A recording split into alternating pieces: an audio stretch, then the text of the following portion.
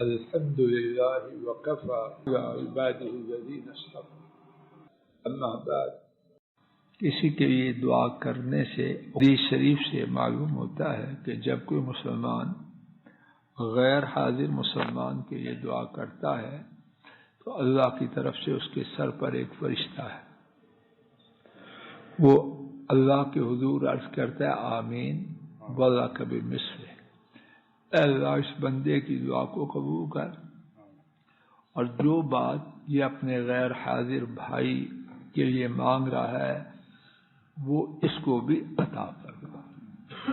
تو اپنی مرادوں کو پورا کروانے کا ایک طریقہ کیا ہے؟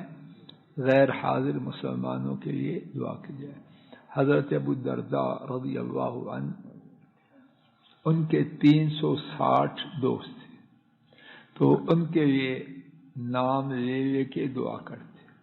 ان کی بیوی ام الدرداء وہ کہتی کیا کر رہے ہیں؟ بیویوں کو اپنے اور اس کے بعد میں کیا بات کروں، سمجھ گئے؟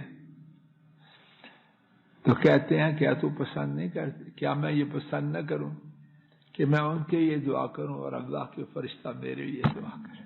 لا الہ الا اللہ۔